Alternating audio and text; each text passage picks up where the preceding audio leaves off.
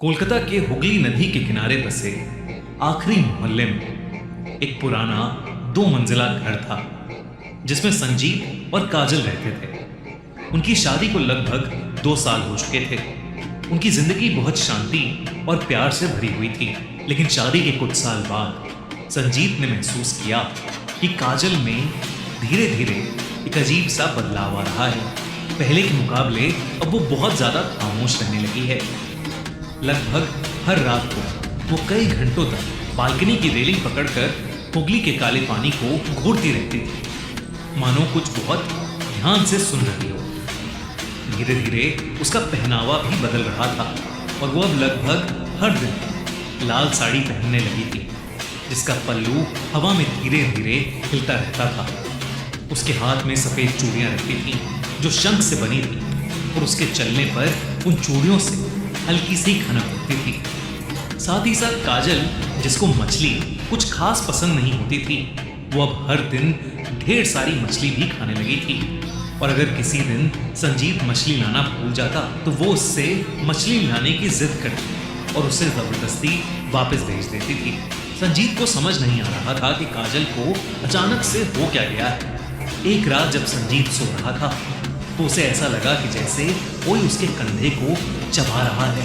उसकी अचानक से नींद टूट गई, और जब उसने देखा तो वहां कोई नहीं था, बस काजल थी जो उसके बगल में आराम से गहरी नींद में सो रही थी। संजीत उठा तो उसे अपने कंधे और गर्दन में बहुत तेज दर्द महसूस हुआ, जैसे किसी कीड़े ने उसे काटा हो। उसने देखा तो उसके कंधे और गर्दन पर गहरे दांतों के निशान थे, जिसे देखकर वो घबरा गया।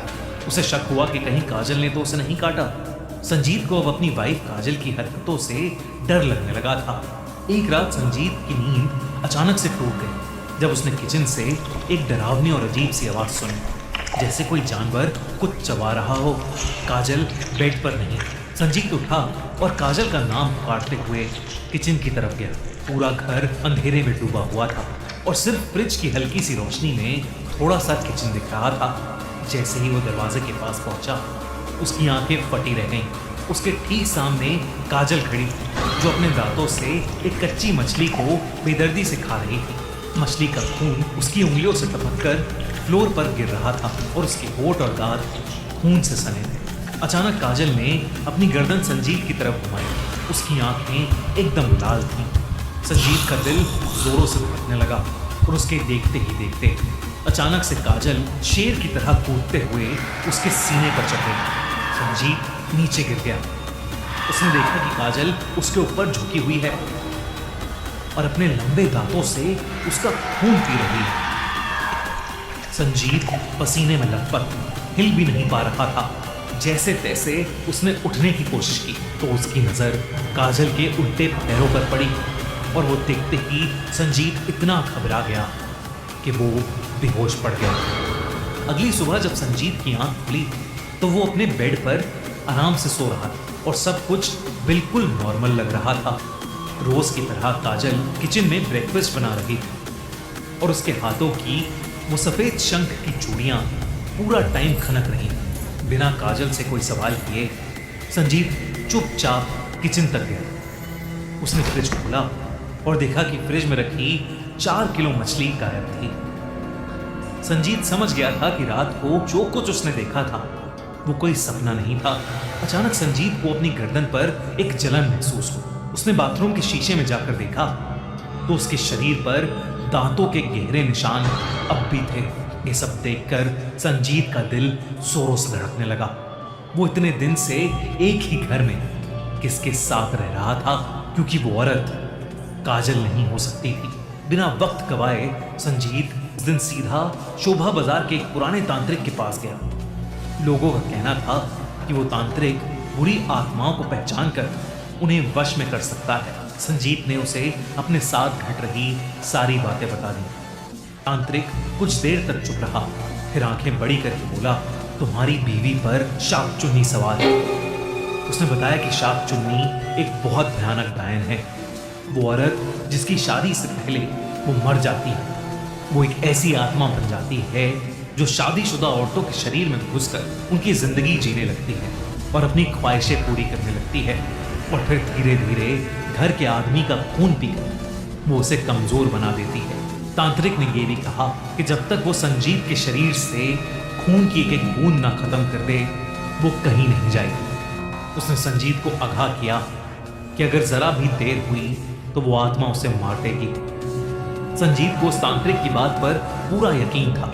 उसने भी बचपन से शाप चुन्नी के कई किस्से सुने थे, लेकिन उस दिन से पहले उसे ये सब काल्पनिक लगता था। पर उस दिन नहीं, वो उस तांत्रिक को लेकर सीधा अपने घर चला गया। शाम ढल चुकी थी, अंधेरा होने को आया था। तांत्रिक मंत्र पढ़ते हुए घर के अंदर घुसा। घर का तापमान अचानक गिरने लगा। एकदम से बहुत तेज ठंड हो गई। ड्राइंग रूम में चुपचाप खड़ी काजल की आंखें धीरे धीरे खून सी लाल होने लगी और उसकी चूड़ियां तेजी से खनकने लगी। जैसे जैसे मंत्र तेज हुए, काजल तेज गुर्राने लगी और एक झटके में उसके बाल बिखर गए और उसका पूरा चेहरा गुस्से से भर गया। ऐसा लग ही नहीं रहा था कि वो काजल हो। वो शाप चुन्नी डायन में बदल चुकी थी। तांत्रिक ने मंत्र और तेज पढ़ना शुरू कर दिया, लेकिन ऐसा लग रहा था कि उस शाप चुन्नी पर कोई असर ही नहीं हो रहा है। तभी काजल एक झटके से आगे बढ़ी और उसने तांत्रिक की गर्दन अपने दांतों में जकड़ ली और एकदम से घर की सारी लाइट्स ऑफ हो गईं। उस तांत्रिक की दर्द भरी चीखें पूरे घर में गूंजने लगी। काजल बिना रुके उसका खून पी रही थी। संजीत डर के मारे पीछे हटने लगा, लेकिन काजल अब उसकी तरफ मुड़ चुकी थी। उसके उल्टे पैर जमीन पर घिसते हुए आवाज कर रहे थे और उसकी लाल साड़ी अंधेरे में चमक रही थी। उस रात संजीत के घर से एक भयानक चीख सुनाई थी। सुबह जब पुलिस और पड़ोसी घर के अंदर घुसे तो उन्होंने एक बहुत ही डरावना मंजर देखा। फ्लोर पर संजीत और तांत्रिक की लाश पड़ी थी। उनके शरीर पर गहरे बाइट मार्क्स थे और सबसे अजीब बात यह थी कि उनका शरीर एकदम सफेद पड़ा था, मानो खून की एक बूंद भी नहीं बची हो। डॉक्टर्स भी समझ नहीं पा रहे थे कि इनकी मौत की असल वजह क्या है। उस दिन के बाद से काजल कहीं नहीं मिली। उनके पड़ोस में रहने वाली 70 साल की मिसेस चैटर्जी अक्सर अपनी पुरानी खिड़की से काजल संजीत के घर को देखती रहती और उस रात का मंजर देखकर मिसेस चैटर्जी सदमे में चली गई थी और इसीलिए वो किसी से कुछ नहीं बोल पाई। फिर कुछ दिनों बाद उन्होंने सारी बातें अपने रिश्तेदारों और परिवार वालों को बताई। पहले तो सबको सुनकर लगा कि वो एक मनगढ़ंत कहानी बना रही हैं, लेकिन कुछ हफ्तों बाद एक और डरावनी खबर आई। मिसेस चैटर्जी की भी अचानक मौत हो गई थी। उनका शरीर भी बिल्कुल सफेद पड़ा था और उस पर भी 2 दांतों के निशान थे, जैसे उनके शरीर के अंदर से भी किसी ने पूरा खून चूस लिया। उनका परिवार डर के मारे उस मोहल्ले से रातों रात शिफ्ट कर गया।